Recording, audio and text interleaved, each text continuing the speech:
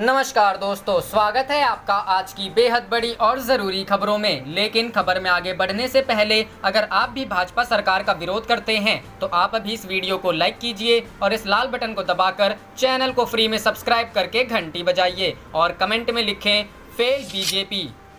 रुख करते हैं पहले खबर की तरफ। लद्दाख में चीन के पीछे हटने की खबर पर ओवैसी ने पूछे सवाल, कहा जब घुसे ही नहीं तो पीछे कैसे हट रहे हैं। जी हां दोस्तों, लद्दाख में चीनी सेना के आखिरकार पीछे हटने की खबर पर लोकसभा सांसद असदुद्दीन ओवैसी ने इस पूरे मामले पर सवाल उठाए हैं। उन्होंने सोमवार को ट्विटर पर एक ट्वीट करते हुए कई सवाल पूछे। उन्होंने कहा कि चीन के डी एस्केलेशन प्रक्रिया शुरू करने का क्या मतलब है। उन्होंने कहा कि जब कोई घुसा ही नहीं तो वापस कैसे जा रहे हैं। उन्होंने विदेश मंत्री एस जयशंकर के एक बयान को लेकर 3 सवाल उठाए। बता दें कि न्यूज एजेंसी एएनआई के मुताबिक विदेश मंत्री एस जयशंकर ने सोमवार को जानकारी दी थी कि राष्ट्रीय सुरक्षा सलाहकार अजीत डोभाल और चीनी स्टेट काउंसिलर वांग यी से फोन पर बातचीत की और दोनों देशों के बीच तनाव को कम करने के लिए आपसी सहमति से दोनों देशों के जवानों को एलएसी से वापस बुलाए जाने और भारत चीन सीमा पर दोनों देशों के बीच डी एस्केलेशन की प्रक्रिया के जरिए शांति कायम करने को लेकर बातचीत की गई। उनके इस बयान पर ओवैसी ने सवाल उठाते हुए कहा, मेरे 3 सवाल हैं। पहला, क्या डी एस्केलेशन का मतलब यह है कि चीन जो चाहता है उसे करने दिया जाए। दूसरा, प्रधानमंत्री के मुताबिक ना कोई घुसा है ना कोई घुसा हुआ है, तो फिर डी एस्केलेशन किस बात का। तीसरा, हम चीन पर भरोसा क्यों कर रहे हैं। उसने तो डी एस्केलेशन के लेकर 6 जून को भी सहमति जताई थी। बता दें कि सोमवार को खबर आई थी कि लद्दाख में वास्तविक नियंत्रण रेखा पर भारत और चीन के बीच जारी तनाव के बीच दोनों देशों की सेनाएं पीछे हट रही हैं। सूत्रों के हवाले से कहा गया था कि चीन ने अपने सैनिकों को गलवान नदी घाटी में कम से कम 1 किलोमीटर पीछे किया है। चीनी सेना के 15 जून को एलएसी पर झड़प वाली जगह से पेट्रोल पॉइंट 14 से 1.5 से 2 किलोमीटर पीछे हटने की खबर है। सूत्रों ने यह भी जानकारी दी थी कि भारतीय जवान भी पीछे आ गए हैं और दोनों पक्षों के सैनिकों के बीच एक बफर जोन बना दिया गया है। रुख करते हैं अगली खबर की तरफ। कोरोना के बढ़ते मामलों के बीच शिवसेना का पीएम मोदी पर निशाना। सामना में कहा, यही हाल रहा तो हम नंबर 1 होंगे। जी हां दोस्तों, देश भर में बढ़ रहे कोरोना वायरस के मामलों के बीच राजनीति भी जारी है। महाराष्ट्र में सत्ताधारी दल शिवसेना ने मुखपत्र सामना के जरिए प्रधानमंत्री नरेंद्र मोदी पर निशाना साधा है। सामना में लिखा गया है कि प्रधानमंत्री मोदी ने कहा था कि 21 दिनों में कोरोना से जीत जाएंगे, लेकिन 100 दिन बाद भी कोरोना मैदान में डटा हुआ और लड़ने वाले थक चुके हैं। लिखा गया है कि कोरोना के मामले में हमने रूस को हरा दिया है और यही हाल रहा तो एक दिन भारत पहले नंबर पर पहुंच जाएगा। अखबार के संपादकीय में कहा गया है कि साल 2021 तक कोरोना का टीका मिलना मुश्किल है। कोरोना के बीच पूर्वी लद्दाख में चीनी सेना के अतिक्रमण पर टिप्पणी करते हुए सामना में लिखा गया कि मंत्र दिया गया कि कोरोना के साथ जीना होगा। ठीक उसी तरह हिंदी चीनी भाई भाई कहते हुए चीन के साथ जीने की भी तैयारी की गई है। फिर भी चीन ने आक्रमण नहीं छोड़ा। लेख में लिखा गया है कि चीन के साथ जीना संभव नहीं है, फिर भी हमें पड़ोसी व्यवहार निभाना होगा। चीन और कोरोना वायरस के संदर्भ में सामना में कहा गया है कि यही स्थिति चीनी वायरस कोरोना संक्रमण की भी है। कोई कितना भी कहे, लेकिन कोरोना तुरंत हटने वाला नहीं है। संक्षेप में कहें तो चीन और उसके द्वारा फैलाया गया कोरोना वायरस रहने वाला ही है। कोरोना के खिलाफ आधुनिक भारत का युद्ध महाभारत से अधिक कठिन है। 18 दिनों में महाभारत का युद्ध समाप्त हो गया था। उस युद्ध में भीष्म पितामह सहित कई योद्धा थे। कोरोना का युद्ध 21 दिनों में समाप्त नहीं हुआ, यह 2021 तक चलेगा। दुनिया भर में कोरोना के मामले में हिंदुस्तान में ज्यादा मामले आने की ये शुरुआत है। बाकी उद्योग, अर्थव्यवस्था, जीवन स्तर, रोजगार सभी ध्वस्त हो गए हैं, फिर भी लड़ना ही है। रुख करते हैं अगली खबर की तरफ। दिग्विजय का सीएम शिवराज पर हमला, कहा सरकार चुनावी रैलियों में मस्त, उधर जनता गुंडागर्दी से त्रस्त। जी हां दोस्तों, मध्य प्रदेश में कानून और सुरक्षा व्यवस्था को लेकर दिग्विजय सिंह ने मुख्यमंत्री शिवराज सिंह चौहान पर बड़ा हमला बोला है। उन्होंने कहा कि प्रदेश में चारों तरफ अपराधियों का बोलबाला है। सत्तारूढ़ भारतीय जनता पार्टी के कार्यकर्ता आरोपी हैं। 2 हत्याएं तो राजधानी भोपाल में हो गई है। पूर्व मुख्यमंत्री और राज्यसभा सदस्य दिग्विजय सिंह ने जारी बयान में आरोप लगाया है कि एक तरफ मुख्यमंत्री शिवराज सिंह और गृह मंत्री नरोत्तम मिश्रा चुनावी रैलियों व बैठकों में मस्त हैं, वहीं दूसरी ओर जनता अपराधी तत्वों की गुंडागर्दी से ग्रस्त है। चोर दरवाजे से सत्ता में आए मुख्यमंत्री दूसरे दलों में तोड़फोड़ करने, वर्चुअल रैली करने, वीडियो कॉन्फ्रेंसिंग करने और तबादले करने में मशरूफ हैं। गृह मंत्री को पुलिस अधिकारियों की पदस्थापना से फुर्सत नहीं है। कांग्रेस के वरिष्ठ नेता ने कहा कि मध्य प्रदेश में रोम जल रहा था और नीरव बंशी बजा रहा था। कहावत चरितार्थ हो रही है। रुख करते हैं अगली खबर की तरफ। शत्रुघ्न का तंज, मध्य प्रदेश बीजेपी 3 खेमों में बटी, महाराज नाराज, शिवराज। जी हां दोस्तों, मध्य प्रदेश में सियासी खींचतान पर शत्रुघ्न सिन्हा का तंज अभी नहीं हो सका है। मध्य प्रदेश में विभागों का बंटवारा। कांग्रेस नेता और पूर्व केंद्रीय मंत्री शत्रुघ्न सिन्हा ने मध्य प्रदेश भारतीय जनता पार्टी पर तंज कसा है। शत्रुघ्न सिन्हा ने मंगलवार को अपने ट्विटर पर लिखा कि मध्य प्रदेश में बीजेपी 3 खेमों में बट गई है। पहला महाराज, दूसरा नाराज और तीसरा शिवराज। शत्रुघ्न सिन्हा के इस सियासी तंज के कई मायने निकाले जा रहे हैं। दरअसल मध्य प्रदेश में शिवराज मंत्रिमंडल के विस्तार के बाद अटकलें लगाई जा रही थी कि कई बीजेपी नेता नाराज हैं। इन बीजेपी नेताओं को मंत्रिमंडल में जगह मिलने की उम्मीद थी, लेकिन ज्योतिरादित्य सिंधिया के कोटे से दर्जन भर लोगों को मंत्री बनाए जाने के कारण कुछ बीजेपी नेताओं की दावेदारी धरी की धरी रह गई। मध्य प्रदेश में मंत्रिमंडल विस्तार के बाद विभागों के बंटवारे को लेकर अभी तक सीएम शिवराज सिंह चौहान कोई फैसला नहीं कर पाए हैं। ज्योतिरादित्य सिंधिया के जोड़तोड़ से शिवराज सिंह चौहान की अगुवाई में बीजेपी की सरकार तो बन गई और मंत्रिमंडल का विस्तार भी हो गया है, लेकिन 5 दिन के बाद भी मंत्रियों के विभागों का बंटवारा नहीं हो सका है। रुख करते हैं अगली खबर की तरफ। डीजल फिर हुआ महंगा। जी हां दोस्तों, डीजल के दाम 7 दिन के विराम के बाद मंगलवार को फिर बढ़ गए, जबकि पेट्रोल की कीमत लगातार 8वें दिन स्थिर रही। देश की सबसे बड़ी तेल विपणन कंपनी इंडियन ऑयल कॉरपोरेशन के अनुसार दिल्ली में पेट्रोल की कीमत आज 80.43 रुपये प्रति लीटर पर स्थिर रही। यह 27 अक्टूबर 2018 के बाद का उच्चतम स्तर है। डीजल का मूल्य 25 पैसे बढ़कर 80.78 रुपये प्रति लीटर के नए रिकॉर्ड स्तर पर पहुंच गया। कोलकाता, मुंबई और चेन्नई में पेट्रोल की कीमत क्रमश 82.10 रुपये, 87.19 रुपये और 83.63 रुपये प्रति लीटर पर स्थिर रही। डीजल का भाव कोलकाता में 25 पैसे बढ़कर 75.89 रुपये, मुंबई में 22 पैसे बढ़कर 79.5 रुपये और चेन्नई में 19 पैसे की वृद्धि के साथ 77.91 रुपये प्रति लीटर पर हो गया है। रुख करते हैं अगली खबर की तरफ। लालू प्रसाद यादव पर कोरोना का खतरा, सुरक्षा में तैनात सिपाही निकला संक्रमित। जी हां दोस्तों, लालू यादव पर मंडराया कोरोना का खतरा, सुरक्षा में तैनात सिपाही निकला कोरोना संक्रमित। रांची स्थित रिम्स में भर्ती हैं इलाज के लिए लालू प्रसाद यादव। रांची, बिहार के पूर्व सीएम लालू प्रसाद यादव पर कोरोना से संक्रमित होने का खतरा बढ़ गया है। दरअसल उनकी सुरक्षा में तैनात सिपाही कोरोना से संक्रमित निकल गया है। हर वक्त लालू प्रसाद की सुरक्षा में लगे रहने वाले इस सिपाही के कोरोना से संक्रमित होने के चलते लालू यादव भी खतरे की जद में आ गए हैं। इस खुलासे के बाद लालू प्रसाद यादव के परिवार और उनकी पार्टी के कार्यकर्ताओं की चिंताएं बढ़ गई है। दरअसल बिहार के पूर्व सीएम और राजद प्रमुख लालू प्रसाद यादव चारा घोटाले में सजायाफ्ता हैं। फिलहाल लालू प्रसाद यादव अपनी गंभीर बीमारियों के इलाज के लिए रांची के रिम्स अस्पताल में भर्ती हैं। मिली जानकारी के मुताबिक लालू प्रसाद यादव की सुरक्षा में जो पुलिस का सिपाही लगाया गया था वह कोरोना संक्रमित निकला है। बता दें कि लालू प्रसाद यादव बिरसा जेल में रखे गए हैं, लेकिन बीमारी के चलते उनका ट्रीटमेंट रिम्स के पेइंग वार्ड में किया जा रहा है। वहीं रिम्स में कोरोना वार्ड के नजदीक ही उनका वार्ड भी है, जिसके चलते कोरोना के संक्रमण का अंदेशा पहले से जताया जा रहा था। गौरतलब है कि रांची में पुलिस कर्मियों में कोरोना का संक्रमण तेजी से हुआ है। एक जानकारी के मुताबिक 5 थानों के पुलिसकर्मी कोरोना पॉजिटिव पाए गए थे। रुख करते हैं अगली खबर की तरफ। गलवान घाटी में पीछे हटी चीन की सेना तो कांग्रेस बोली माफी मांगे पीएम मोदी। जी हां दोस्तों, गलवान घाटी में भारत और चीन दोनों की सेना अपनी अपनी स्थिति से पीछे की ओर खिसक चुके हैं। चीन ने आधिकारिक बयान जारी करके कबूल किया है कि भारत के साथ बढ़ते तनाव को कम करने के लिए उसने अपनी सेना को पीछे हटाने का फैसला किया है। जिस पेट्रोलिंग पॉइंट 14 को लेकर दोनों देशों की सेना आमने सामने थी, वहां से दोनों के जवान कुछ किलोमीटर पीछे खिसक चुके हैं। लेकिन भारत के अंदर एक अलग सियासी मोर्चा खुला हुआ है, जिसमें कांग्रेस ने अब चीन की सेना के पीछे हटने पर प्रधानमंत्री मोदी से माफी मांगने को कहा है। कांग्रेस ने कहा है कि खुद प्रधानमंत्री या रक्षा मंत्री देश की जनता के सामने आकर इस स्थिति को साफ करें कि अभी लद्दाख में क्या स्थिति है। सेना को सर्टिफिकेट की जरूरत नहीं। कांग्रेस पूर्वी लद्दाख के गलवान इलाके में पेट्रोलिंग पॉइंट 14 से भारतीय और चाइनीज सेना के पीछे हटने के संकेतों के बीच कांग्रेस ने प्रधानमंत्री नरेंद्र मोदी के खिलाफ सोमवार को नए सिरे से हमला बोल दिया है।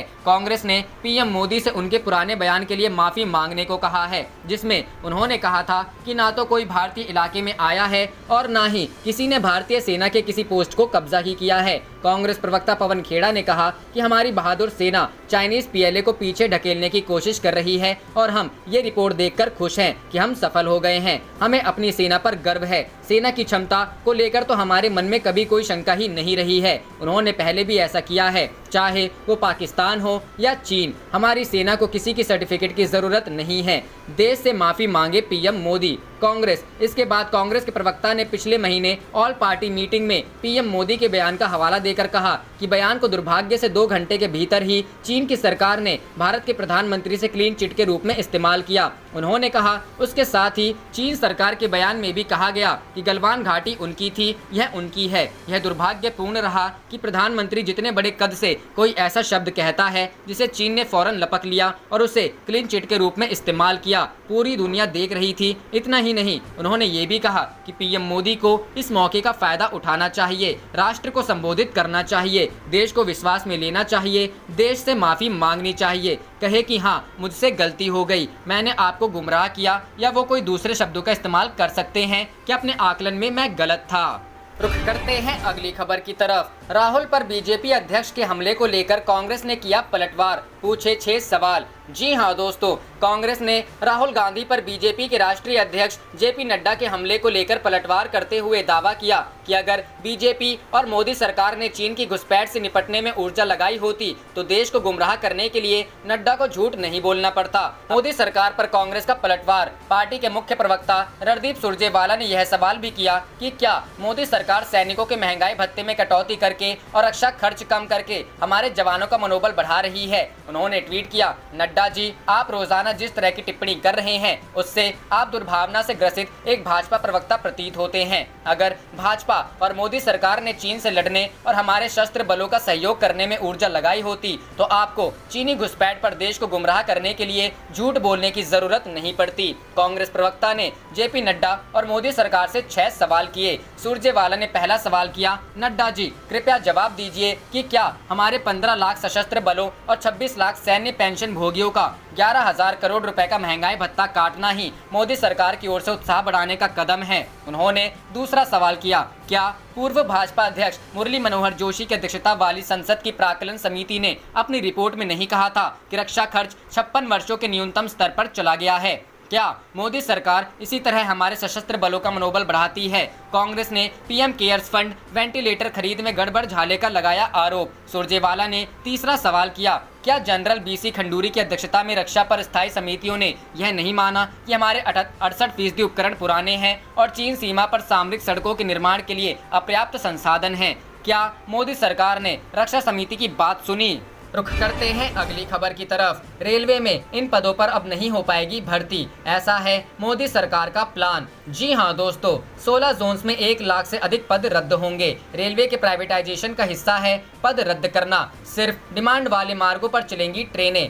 हैदराबाद रेल मंत्रालय ने रेलवे में रिक्त हजारों पदों को रद्द करने की प्रक्रिया शुरू कर दी है। बताया जा रहा है कि भारतीय रेलवे के कुल 16 जोन्स में विभिन्न सेक्शंस में 1 लाख से अधिक रिक्त पद रद्द होने वाले हैं, जिससे हजारों परिवारों के सड़क पर आने का खतरा पैदा हो गया है। दूसरी तरफ अगले 2 से 3 साल में रेलवे के 3 लाख से अधिक लोग रिटायर होने वाले हैं। यदि रिक्त पदों की भर्ती नहीं की गई और लाखों की संख्या में कर्मचारी रिटायर हो जाएंगे तो मौजूदा कर्मचारियों पर वर्कलोड बढ़ जाएगा। यह भी कहा जा रहा है कि रिक्त पदों को रद्द करना रेलवे के प्राइवेटाइजेशन प्लान का ही एक हिस्सा है। सरकार के इस फैसले से देश में बेरोजगारी और बढ़ने का खतरा पैदा हो गया है। दक्षिण पूर्वी रेलवे में 3,687 पद रिक्त पदों को रद्द करने के सरकार के आदेश के तुरंत बाद दक्षिण पूर्वी रेलवे ने 50% पद रद्द करते हुए संबंधित आदेश भी जारी कर दिया है। प्राइवेटाइजेशन के तहत रेलवे में कमर्शियल वर्क जैसे reservation, booking, ticket checking, engineering, office staff जैसे विभागों के पद रद्द होने वाले हैं और सरकार उनके स्थान पर आउटसोर्सिंग कर्मचारियों की नियुक्ति कर सकती है।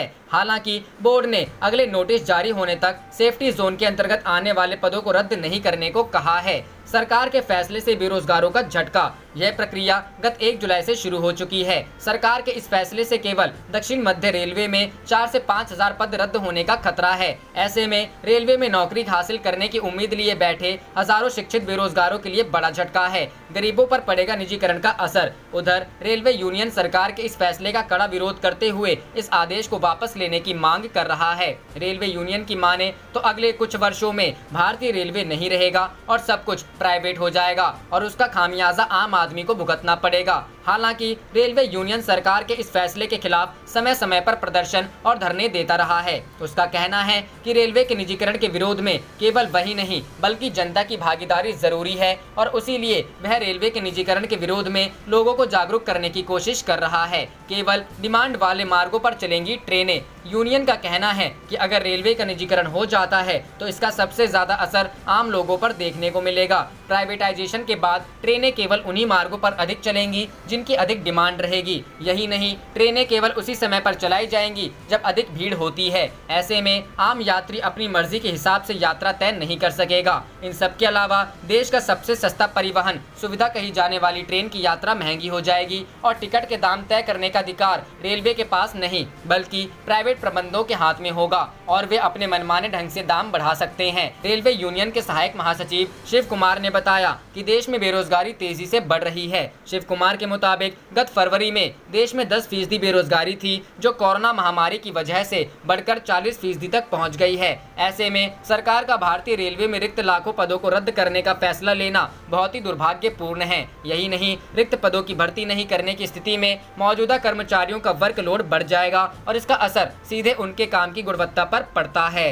रुख करते हैं अगली खबर की तरफ। यूपी सरकार अपराध मुक्त का झूठा प्रचार करती रही, प्रियंका गांधी। जी हां दोस्तों, कांग्रेस महासचिव प्रियंका गांधी वाड्रा ने सोमवार को राज्य में कानून व्यवस्था को लेकर उत्तर प्रदेश सरकार पर निशाना साधा। उन्होंने दावा किया कि अपराधों में बढ़ोतरी के लिए जवाबदेही तय करने के बजाय राज्य सरकार यह झूठा प्रचार करने में व्यस्त है कि यूपी अपराध मुक्त है। प्रियंका गांधी ने कहा कि उत्तर प्रदेश में जितने भी अपराध हो रहे हैं उसमें 1/3 अपराध दलितों के खिलाफ हो रहे हैं। वहीं उन्होंने कहा कि 2016 से 2018 तक राज्य में महिलाओं के खिलाफ अपराधों में 21% की वृद्धि हुई है। प्रियंका गांधी ने ट्वीट कर योगी सरकार पर निशाना साधा है। प्रियंका गांधी ने अपने ट्विटर हैंडल पर लिखा, दलितों के खिलाफ होने वाले कुल अपराध के 1/3 अपराध यूपी में होते हैं। यूपी में महिलाओं के खिलाफ अपराध में साल 2016 से 2018 तक 21% की बढ़ोतरी हुई। ये सारे आंकड़े यूपी में बढ़ते अपराधों और अपराध के मजबूत होते शिकंजे की तरफ इशारा कर रहे हैं। हैरानी इस बात की है कि इन सब पर जवाबदेही फिक्स करने की बजाय यूपी सरकार अपराध खत्म हो जाने का झूठा प्रचार करती रही। रुख करते हैं अगली खबर की तरफ। लालू यादव की सेहत बिगड़ी, डॉक्टर ने कहा अधिक दवा के कारण हुआ साइड इफेक्ट। जी हां दोस्तों, आरजेडी सुप्रीमो लालू यादव का मेडिकल बुलेटिन रिम्स के डॉक्टरों ने आज जारी किया है। लालू यादव की तबीयत इन दिनों ठीक नहीं है। उन्हें लगातार पैरों में सूजन की समस्या आ रही है। हालांकि उनका इलाज कर रहे डॉक्टर उमेश प्रसाद ने लालू यादव का स्वास्थ्य फिलहाल सामान्य बताया है। डॉक्टरों का कहना है कि सूजन की वजह से लालू यादव को थोड़ी बहुत परेशानी हो रही है। यह सूजन अधिक दवाई के उपयोग के कारण साइड इफेक्ट की वजह से हुई है। गौरतलब है कि लालू यादव पहले से डायबिटीज, दिल की बीमारी से ग्रसित हैं। लालू यादव की किडनी 50% ही फंक्शन है। लालू प्रसाद 23 दिसंबर 2017 से जेल में हैं। उन्हें 42 माह की सजा सुनाई गई है। इनमें से वह 26 माह जेल में बिता चुके हैं। लालू यादव को चारा घोटाले के दुमका, देवघर और चाईबासा मामले में सीबीआई कोर्ट सजा सुना चुका है। लालू पर सभी आरोप सिद्ध हो चुके हैं। इन तीनों मामलों में 23 दिसंबर 2017 से वे जेल में हैं। बीमार होने की वजह से रिम्स के पेइंग वार्ड में भर्ती हैं। साथ ही आपको बता दें कि लालू प्रसाद ने बिहार विधानसभा चुनाव के मद्देनजर चाईबासा कोषागार धोखाधड़ी मामले में जमानत के लिए अर्जी लगाई है। लालू प्रसाद ने झारखंड हाईकोर्ट में जमानत के लिए आवेदन किया है। इससे पहले उन्हें चारा घोटाला के 3 मामलों में जमानत दी गई थी। रुख करते हैं अगली खबर की तरफ। तेजस्वी ने हाथ जोड़कर की एक होने की अपील, कहा जनता ने हमें हमारी गलतियों की सजा दे दी। जी हां दोस्तों, नेता प्रतिपक्ष तेजस्वी यादव ने रविवार को राजद के 24वें स्थापना दिवस समारोह में कार्यकर्ताओं से हाथ जोड़कर अपील की कि आपसी मतभेद भूलकर एक हो जाइए। सरकार बनी तो सभी का सम्मान रखा जाएगा। जानता हूं कि पार्टी में पुराने कार्यकर्ता या नेता नाराज हो सकते हैं, हालांकि मैं सभी की इज्जत करता हूं। हमने पार्टी से किसी को हटाया नहीं है। हैं, उपेक्षा भी नहीं की है। पार्टी एकजुट हुई तो 2020 से परे 2035 तक हम देश की सत्ता पर काबिज होंगे। गलतियों के लिए जनता ने हमें 15 साल से विपक्ष में बैठाकर सजा भी दी। राज्य कार्यकाल में आयोजित कार्यक्रम में तेजस्वी ने राजद कार्यकाल के 15 साल में हुई भूल के लिए अपनी माफी वाले बयान के बारे में सफाई दी कि मैं रीढ़ वाला हूं। गलतियों के लिए जनता ने हमें 15 साल में विपक्ष में बैठाकर सजा भी दी है। पार्टी के प्रदेश अध्यक्ष जगदानंद सिंह ने कहा कि राजद को बांटने वालों को प्रदेश की जनता ने तवज्जो नहीं दी है। इससे पहले तनवीर हसन, विधानसभा के पूर्व अध्यक्ष उदय नारायण चौधरी आदि वरिष्ठ नेताओं ने भी संबोधित किया। संचालन पार्टी के प्रधान महासचिव आलोक मेहता ने किया।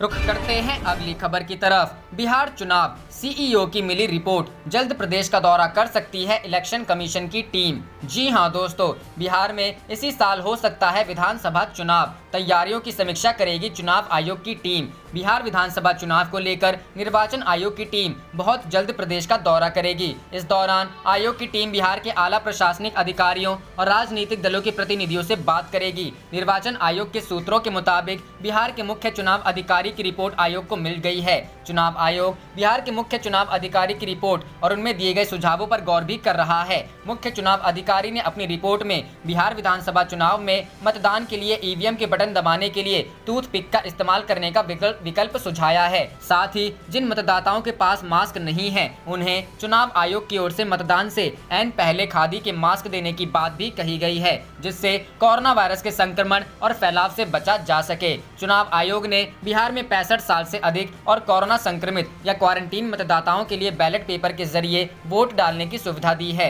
इस एहतियाती सुविधा का ऐलान होने के बाद बिहार में सबसे पहले चुनाव प्रस्तावित है, लिहाजा बिहार पहला राज्य बनेगा जहां ईवीएम के दौर में बैलेट पेपर का भी इस्तेमाल होगा। गौरतलब है कि बिहार में चुनाव की सरगर्मियां तेज हो गई हैं। सभी राजनीतिक दलों ने अपना जनसंपर्क अभियान तेज कर दिया है। बिहार दागियों को बनाया उम्मीदवार तो पार्टियों को चुनाव आयोग में बताना होगा कारण। जेडीयू अध्यक्ष और मुख्यमंत्री नीतीश कुमार वर्चुअल रैली से अपने चुनाव प्रचार का आगाज करेंगे। नीतीश की वर्चुअल रैली 7 अगस्त को होगी। जेडीयू का दावा है कि इस रैली से सोशल मीडिया के अलग अलग प्लेटफॉर्म के जरिए 10 लाख लोगों को जोड़ा जाएगा। आप देख रहे थे आपका अपना चैनल जय हिंद जय भारत।